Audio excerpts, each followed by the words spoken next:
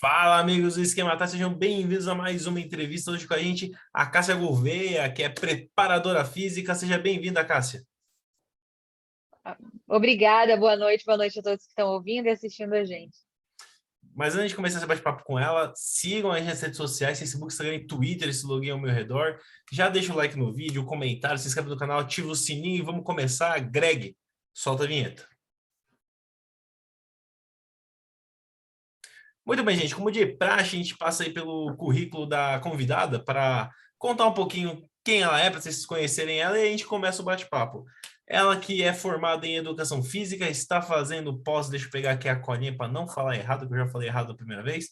Ela fez pós em graduação em ciências, pós-graduação em ciências do exercício, assumiu o time sub-15 masculino da Tuna Lusa em 2018. Também em 2018 ela chega na SMAC, e em 2019 ela assume como preparadora física principal do time feminino, onde ela fica até agora 2022. Cássia, vamos começar como a gente sempre começa aqui as entrevistas esquema tático. Quando você era uma pequena Cassiazinha, como é que foi a sua relação com futebol, esse primeiro contato? Você gostava de jogar bola, a família gostava, a família não deixava? Como é que era esse primeiro início seu com a bola quando você era pequenininha ainda, uma pequena criança? Então, desde pequena, eu sempre gostei muito de futebol, né? Tanto a minha mãe quanto meu pai, eles tinham brigas horríveis por causa de futebol, que eles torciam para times rivais.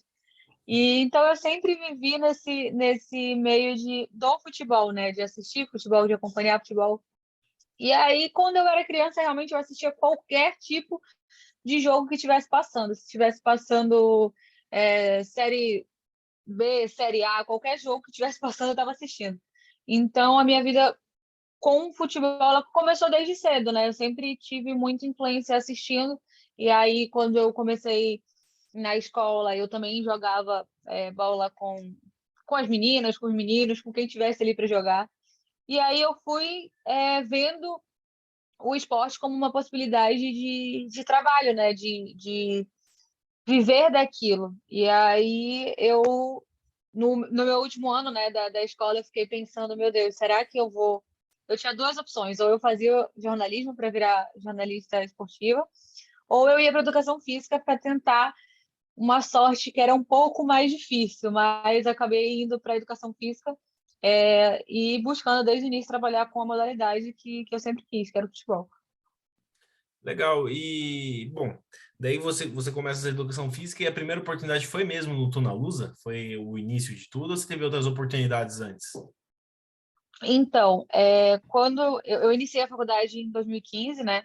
E aí, durante todo esse período, eu sabia que eu queria trabalhar com isso, mas as chances e as oportunidades aqui, em qualquer lugar, na verdade, são muito difíceis. Até tu ter uma oportunidade de estar dentro, realmente, geralmente tu acaba é, buscando outras formas de se manter até lá. E aí, em 2018, tinha um estágio obrigatório onde que era da própria faculdade, né, que era da própria universidade, onde ela mandava a gente para alguns clubes para trabalhar em algumas áreas. E eu fui para a Tuna para trabalhar na escolinha de futsal, fazer um estágio obrigatório na escolinha de futsal e na escolinha do futebol society que tinha lá. Só que nesse mesmo momento estava passando o sub-15 e a pessoa que trabalhava na escolinha também era o técnico do sub-15. E aí eu fui falando que eu queria trabalhar com isso, que eu tinha vontade, que eu tinha muita vontade de trabalhar com isso. E eu perguntei se ele não estava precisando de alguma coisa para atuar ali. E na época ele já tinha preparação física, já tinha tudo, mas eu falei, não, mas a gente pode fazer qualquer coisa, tô aceitando qualquer coisa. E aí nessa época eu fazia os scouts de jogos para ele, né? E também auxiliava ali na preparação física com o preparador físico principal. E explica para o pessoal que não sabe o que é o scout de jogo. Explica aí para a galera o que tem que fazer. Então, né, o scout de jogo, na verdade, assim, ele é seria uma vertente, digamos assim, da análise do jogo, propriamente dita, só que a análise de jogo, ela faz não só quantitativo, ela faz também o qualitativo. E o meu objetivo ali era observar todas as possibilidades que eu poderia observar. Quantas finalizações, por onde vieram as finalizações, quais foram os tipos de finalização, tanto do time quanto do time adversário, passes errados, desarmes. Então, eu verificava todas as coisas que eu podia verificar. Também via roubadas de bola que resultavam numa transição ofensiva. Eram esses tipos de coisas que eu ia pegando assim para analisar assim um contexto para o sub-15 era o suficiente naquela época. Claro que a análise de jogo ela é muito maior e muito mais abrangente do que isso, mas ali ele estava querendo o scout e foi o que eu ofereci para ele. Eu estava no começo, ainda não era 100%, assim, não entendia totalmente ali, mas fui começando de onde dava para ir. A gente conversou há pouco tempo com a Júlia Pássero, que ela é a treinadora das categorias de base da Ferroviária, e ela comentou que é muito. Depois você começa a olhar o futebol de uma forma mais analítica, mais essa parte de scout, você não consegue mais ver a magia do jogo. Todo jogo que você assiste com essa visão. Você também acaba sendo isso quando você assiste no lazer, assim, seu time jogar, ou a seleção, alguma coisa assim. Você olha com outro olho, com um olho mais analítico mesmo, você não consegue desligar? Olha, eu tento, tem horas que eu falo assim, não, vou me desligar, eu vou tentar só curtir o jogo. Só que aí depois, no meio do jogo, tu já tá analisando com todo mundo por que que tá acontecendo. Mas eu tento o máximo que eu posso, tipo, tentar me dar uma desligada, fazer aquela ficar prestando atenção de uma forma meio abstrata e tal, mas não tem condições, porque no fim das contas a gente acaba dando pitaco em tudo, ainda mais quando a gente começa a ver o comentarista questionar preparo físico, aí como a gente, quem é preparador físico começa a ficar estressado, né? Porque qualquer coisa que acontece é culpa do preparador físico. Ai, o rendimento caiu, o volume de jogo caiu, é culpa do preparo. Então a gente começa a tentar analisar de uma forma que entenda o lado das pessoas que estão ali no banco, né? Porque a gente sabe, quem está ali no banco sabe o quanto a gente é cobrado por coisa que a gente não tem culpa. Imagino. E, bom, antes a gente entrar um pouco mais nessa parte do preparo físico, voltando um pouquinho para a faculdade, desde quando você começou, você queria seguir essa área mais da preparação física, ou se tinha outro foco, e a preparação física apareceu ali como uma vertente que você acabou gostando?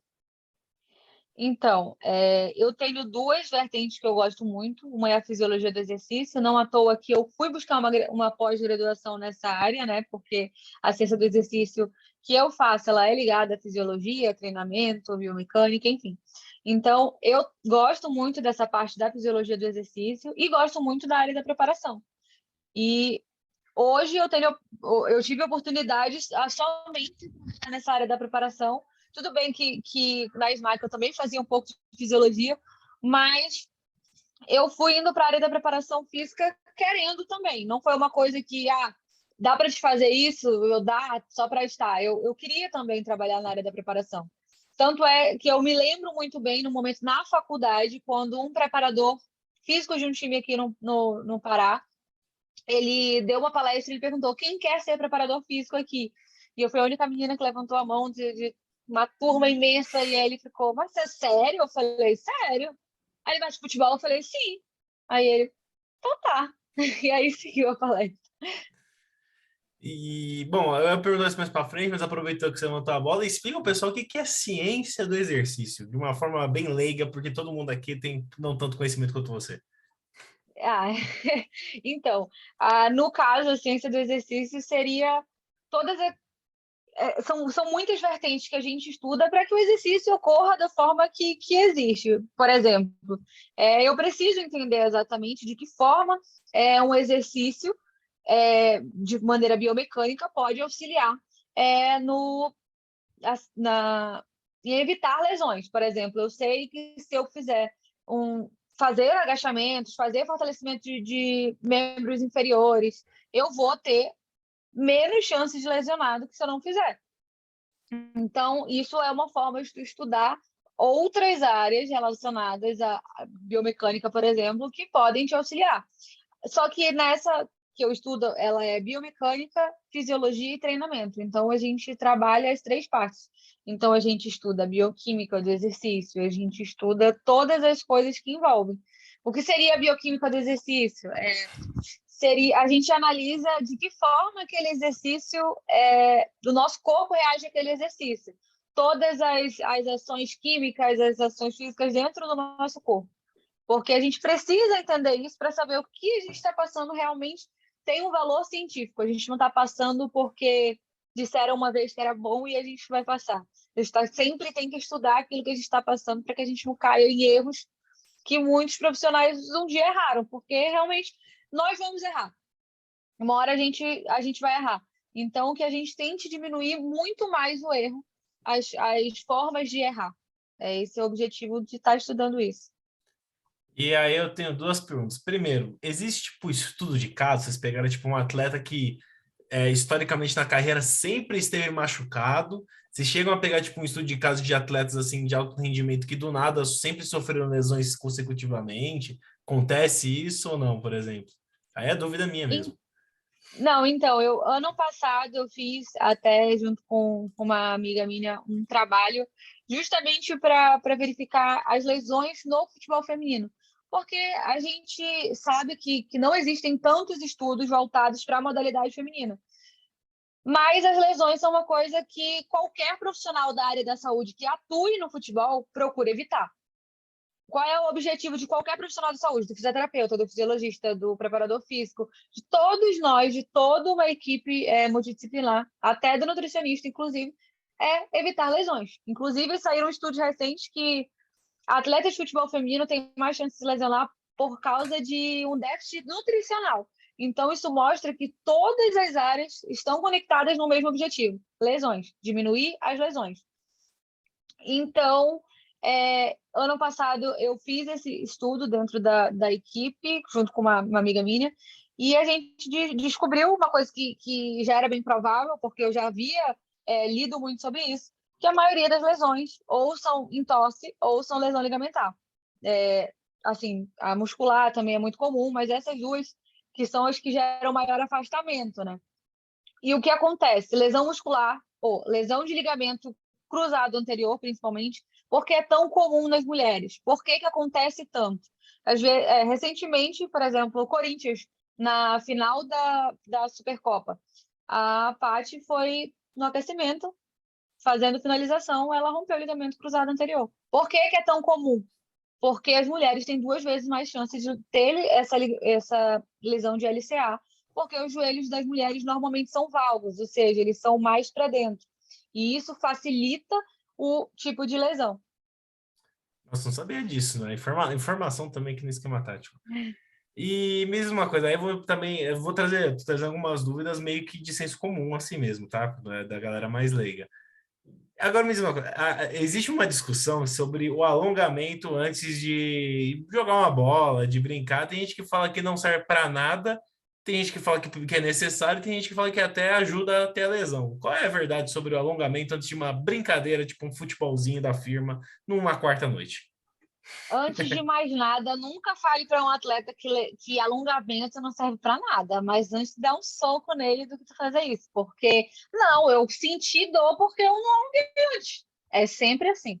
Sempre assim. Ah, eu não alonguei minha panturrilha, por isso que eu tô sentindo dores. Entendeu? É Uhum. um senso comum deles e psicologicamente, se tu não fizer, ainda vai ter mais problema com esses atletas. Só que os alongamentos, eles são muito importantes. Eu considero muito importante. Tem gente que não é a favor de alongamento e não faz alongamento. Eu passo. Porque, primeiro, eu sei o efeito psicológico que dá no atleta. E quando a gente sabe que algo não faz mal e ainda pode fazer bem psicologicamente, a gente já tem que utilizar. Eu vejo dessa maneira. Ah, tem gente que acha que é placebo. Não é só placebo, mas ainda assim, se fosse só placebo, já adiantaria alguma coisa, porque se o atleta se sente melhor, ele se sente mais seguro, mais confortável fazendo, por que não utilizar esse método? Mas o alongamento não é só placebo. Existem vários estudos que associam o alongamento não a uma diminuição de lesão, mas um risco um pouco diminuído, digamos assim. Só que, assim, obviamente, se a gente for fazer um trabalhinho de força rapidinho antes de começar uma atividade, seria muito mais interessante. Mas não vejo problema em utilizar os dois. Entendi. Agora uma perguntinha também, senso comum. Normalmente, quando um time acerta uma jogada ensaiada, o técnico vibra. Quando o goleiro faz uma defesa, o preparador de goleiros vibra. E o preparador físico? É quando ninguém sai com cãibra? Vibra? Não, quando tem câimbra, todo mundo olha o preparador físico. Ai, a culpa é do preparador físico. Não é assim.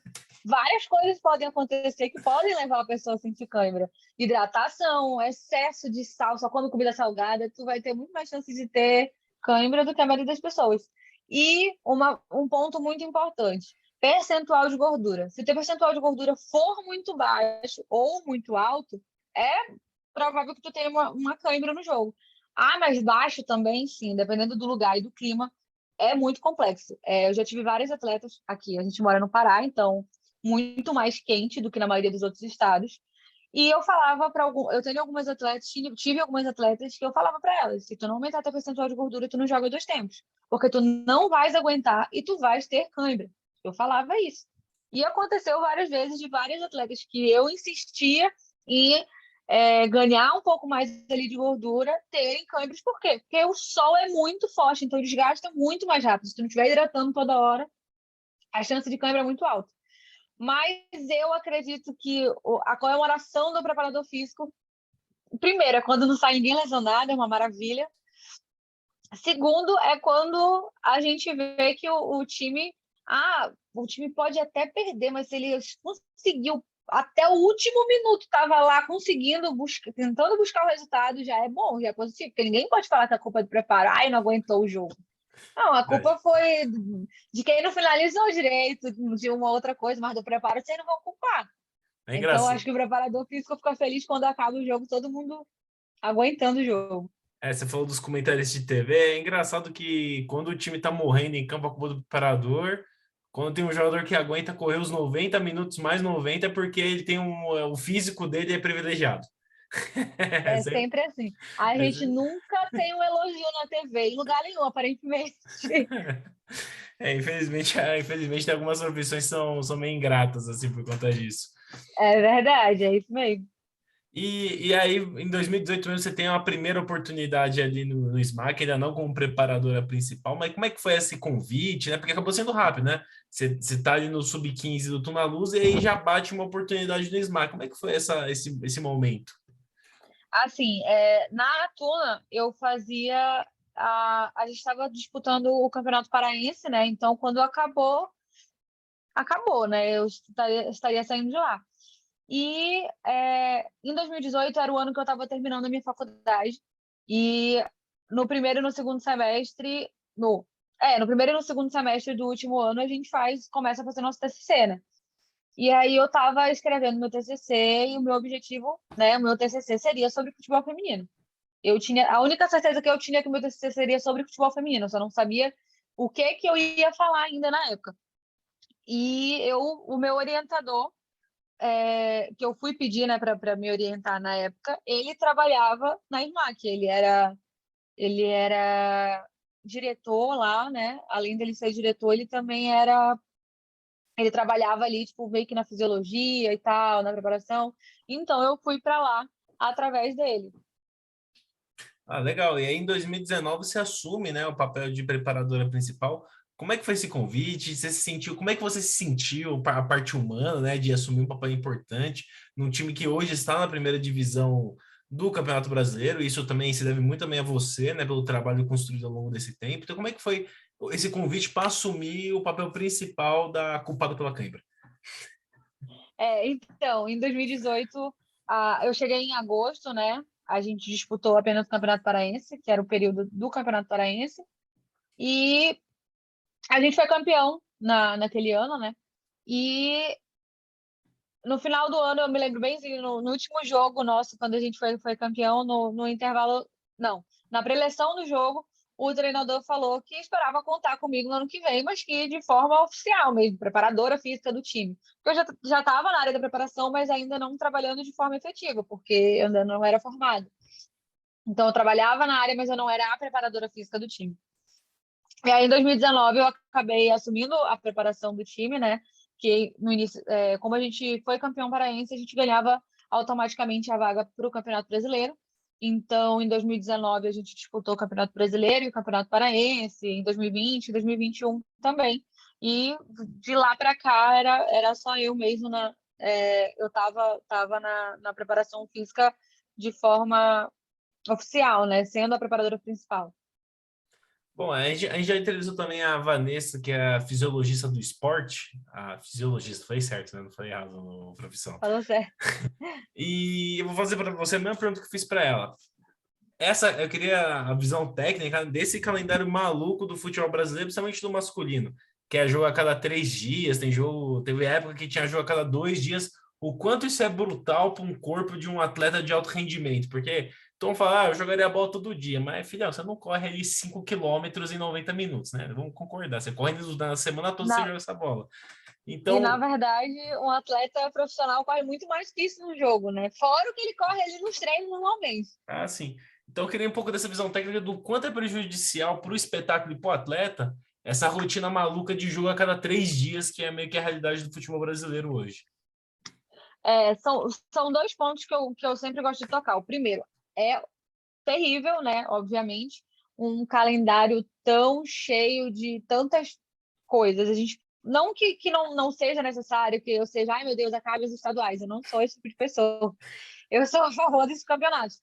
Porém, existe uma forma de tentar diminuir essa quantidade excessiva de jogos num curto período de tempo, porque realmente existem momentos ali onde os jogos são a cada. Agora eles diminuíram, antes era 72, agora é 66. Então, a gente sabe o quão prejudicial é para o atleta fazer isso.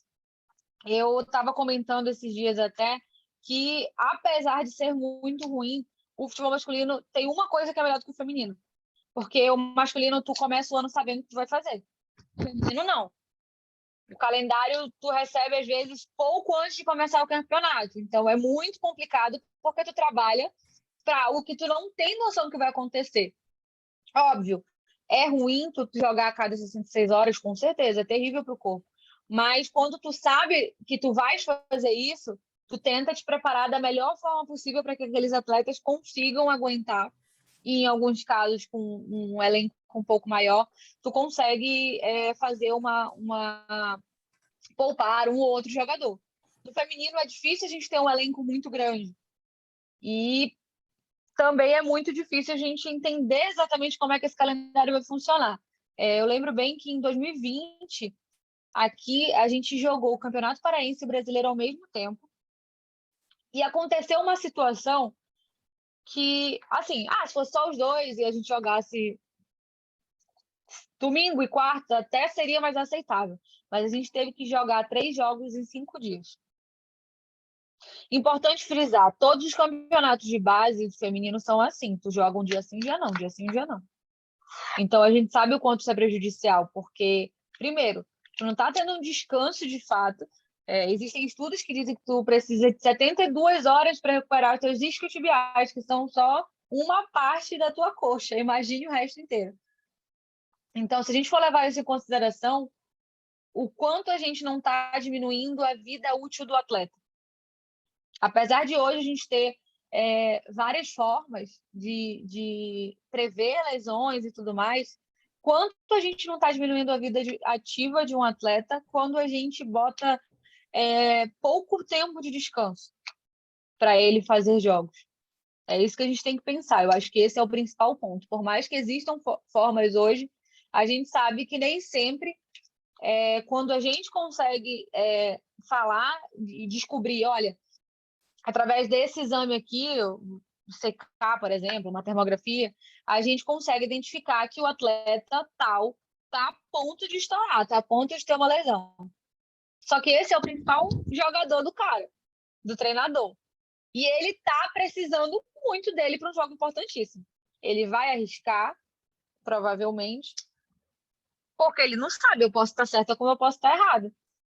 Pode ser que estoure, pode ser que não estoure. E aí, eu vou deixar de usar um atleta, fazer a minha torcida inteira me cobrar por uma coisa que pode não acontecer. Então, tudo isso é um ponto que acaba pegando muito na nossa vida aqui trabalhando. E mesma coisa, quanto aquela banheira com gelo ajuda na recuperação, que eu sei que tem muito atleta que ama de paixão entrar naquelas banheiras com gelo depois de um Não, treino Deus o forte. livre. Se tu falar para um atleta que isso não funciona, ele te dá um soco na cara. Eu tinha atleta que eu tô muito cansada, eu preciso de uma banheira de gelo. Então, né, a gente faz, é aquilo que eu estava falando, são pequenos placebos que a gente faz porque a gente sabe que a pessoa se sente bem. E se ela se sente bem e não vai realmente, tipo, prejudicar ela, eu não vejo problema em fazer aquilo. Mas, assim, de verdade, são poucos, sim, não tem uma comprovação de fato de que aquilo vai estar ajudando e auxiliando ela. Mas se ela se sente bem psicologicamente, às vezes é tudo que a gente pode dar é amenizar o sofrimento psicológico da pessoa. Faz sentido, porque no futebol é muito comum você ver os atletas entrando em banheira de gelo depois do treino, e até em outros esportes, que nem futebol americano, os atletas após o treino entram nessas banheiras de gelo. A gente fala, onde será que recupera? E começa a criar mitos, né, sobre a recuperação através da banheira de gelo, né, que é mais papo Existe, de os bar. estudos brigam muito, os estudos brigam muito. Existem estudos que dizem que se tu fizer em tal temperatura durante tantos minutos, tu podes conseguir uma recuperação. Mas existem estudos que dizem que é puro placebo. E aí a gente fica nessa discussão. E aí, se não está prejudicando, tudo bem fazer. Até a gente não ter uma definição concreta de que aquilo faz mal, eu continuaria fazendo. Não, justo. E, bom, uma das últimas perguntas que eu tenho para você é se você também a sua camisa que eu falei antes da gente começar a entrevista, que eu adorei, que é não posso, hoje tem jogo. Você ainda tem essa paixão pelo futebol depois? Porque tem muitas pessoas que trabalham com futebol e de tanto trabalhar com futebol, quando tá um tempo livre, não quer mais ver futebol. Você ainda tem essa paixão de acompanhar como torcedora? Assim, torcedora calma, que, né, Torcedoras, torcer a calma. gente torce para onde a gente trabalha. É lógico. Mas, eu sempre estou assistindo. Torcer, hoje eu falo, torço para a seleção brasileira, e é isso Mas eu acompanho todos os jogos que estiverem passando, não tem dessa, não. Eu gosto muito de assistir futebol, é uma coisa que talvez se eu fosse analista de desempenho eu não tivesse ainda essa alegria assistindo, mas eu trabalho com preparação física, então é um pouco mais tranquilo, assim. Momentos que eu fiquei, assim, um pouco de mal com o futebol, toda vez que a gente era eliminado no Campeonato Brasileiro, eu ficava, eu não quero ver futebol por um mês, eu não quero assistir nada, porque dói ainda. Então, era uma coisa que acontecia comigo, mas, assim, passado esse momento de luta, eu voltava a assistir futebol normalmente. Eu sempre gostei, sempre continuo assistindo. Com certeza. Na pandemia, o futebol foi minha terapia. Assisti até campeonato sueco e norueguês para quando se vacilasse. Mas, bom, Cássia, muito obrigado pelo seu tempo. Eu acho que foi muito legal conhecer a sua carreira. Você tirou algumas dúvidas aqui que são dúvidas gerais da galera que não tem o conhecimento técnico. E agora eu vou abrir espaço para você, se você quiser agradecer alguém, se quiser mandar suas redes sociais para o pessoal poder te seguir, acompanhar seu trabalho, fica à vontade, o espaço é seu. Eu agradeço, né, primeiramente pelo convite. É muito importante a gente dar visibilidade para profissionais, né, que trabalham nessa área, que muitas vezes são apagados, porque a gente vê o time, o contexto, mas a gente esquece das pessoas que estão ali fazendo com que isso aconteça todos os dias. Isso é muito importante. E sempre que eu falo para alguém, né, que quer trabalhar com futebol, eu sempre dou algumas dicas. A primeira de todas, sempre use protetor solar, ou você vai ficar de duas cores igual eu. A segunda é, por mais que um dia tu tenha tido um time, a partir do momento que tu começa a trabalhar com futebol, tu não pode mais ter, esquece. A gente, para trabalhar com futebol, ter time só se for em outro país, aí tudo bem, né? Isso se tu não almeja chegar lá um dia em outro país. Então, sempre falo isso, e perseverança, porque é muito difícil. Principalmente quando tu é mulher, para ser honesta. Então, é, é difícil como um todo para todas as pessoas, mas é ainda mais difícil quando tu é mulher. Sempre perseverar, se esse é teu objetivo, confiar que tu tá no caminho certo e que tu vai buscar a tua oportunidade para fazer valer a pena. Legal, você quer deixar suas redes sociais para o pessoal te seguir, te Ah, acompanhar? sim, meu Instagram é Cássia, Cassa, Gouveia, com dois A's no final. Então, gente, segue aí a Cássia, o Instagram dela tá aqui embaixo na descrição do vídeo. E, Cássia, muito obrigado. Foi bem divertido falar com você. O espaço está aqui aberto. Quando você quiser vir fazer mais um bate-papo com a gente chama aqui. Mas as portas do Esquema Tático estão abertas para você. E, gente, se vocês gostaram do vídeo, por favor, deixa o like, deixa o comentário, se inscreva no canal e deixa perguntas, né? Deixa bastante pergunta, que daí a gente chama a Cássia para tirar as dúvidas gerais aí da galera. Então é isso, gente. Muito obrigado pelo tempo. Até a próxima. Falou.